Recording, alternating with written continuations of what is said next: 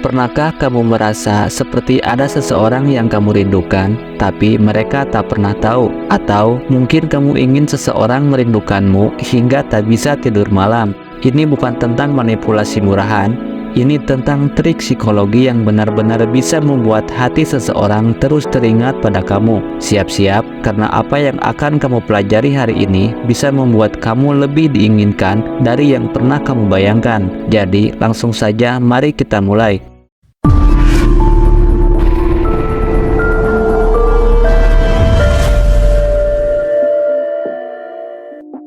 Berikut adalah 10 trik psikologi untuk membuat seseorang terus memikirkanmu. Yang pertama, sentuhan kenangan. Trik pertama, gunakan sentuhan kenangan. Ini tentang menciptakan momen yang berkesan. Jangan hanya fokus pada hal besar, tetapi momen kecil yang penuh makna. Misalnya, ingatkan dia akan aroma kopi favorit yang pernah kalian nikmati bersama, atau tentang suara hujan yang menemani kalian saat itu. Saat kamu menciptakan kenangan yang kuat dan khas, tanpa sadar otak mereka akan mengaitkan momen itu dengan kehadiranmu. Hasilnya, mereka akan merindukanmu saat hujan pertama turun atau ketika aroma kopi menyergap hidung mereka. Yang kedua, hadiah tak terduga. Psikologi manusia cenderung merespon lebih kuat terhadap kejutan positif. Kirimkan sesuatu yang kecil tapi berarti, sesuatu yang menunjukkan bahwa kamu memikirkan mereka. Jangan sesuatu yang besar atau mahal, cukup sederhana namun penuh makna. Misalnya, kirimkan kutipan yang membuat mereka tersenyum atau pesan suara yang tulus di tengah malam. Hal ini akan meninggalkan kesan yang mendalam, membuat mereka merasa dihargai dan dihormati. Yang ketiga, efek kehilangan. Dalam psikologi, sesuatu yang sulit didapat atau jarang terlihat justru menjadi lebih berharga. Jangan selalu tersedia sepanjang waktu. Biarkan mereka merasakan sedikit jarak, sedikit rasa kehilangan. Dengan begitu, mereka akan menyadari betapa berharganya kehadiranmu. Mereka akan mulai merindukan pesanmu, suara tawamu, bahkan diamu. Yang keempat, panggil namanya. Nama seseorang adalah suara paling manis yang bisa mereka dengar. Saat kamu sering menyebut namanya dalam percakapan, secara tidak sadar, kamu sedang membangun kedekatan emosional. Saat namanya keluar dari bibirmu, ada sesuatu yang menggema dalam hati mereka. Mereka akan merindukan suara itu, merindukan bagaimana namanya terdengar ketika kamu yang menyebutnya. Yang kelima, waktu yang berkualitas. Jangan hanya berfokus pada kuantitas, tetapi kualitas saat bersama. Jadilah pendengar yang baik, hadir sepenuhnya dalam momen. Ketika kamu memberi mereka perhatian penuh dan mendalam, mereka akan merasa didengar dan dihargai. Dan saat kamu tidak ada, rasa rindu itu perlahan akan merayap masuk, membuat mereka berharap untuk bersama lagi. Yang keenam, sentuhan misteri. Ketika kamu tidak menceritakan segalanya sekaligus, kamu membiarkan mereka ingin tahu lebih banyak tentangmu. Cobalah sesekali meninggalkan sedikit tanda tanya dalam percakapanmu, sesuatu yang memancing rasa penasaran.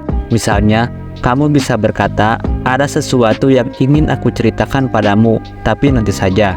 Misteri kecil ini akan membuat pikiran mereka terus memikirkanmu, bertanya-tanya apa yang akan terjadi selanjutnya. Otak manusia adalah mesin pencari jawaban, dan saat jawaban itu terhubung dengan dirimu, mereka tak akan berhenti memikirkannya. Yang ketujuh, efek pelengkap.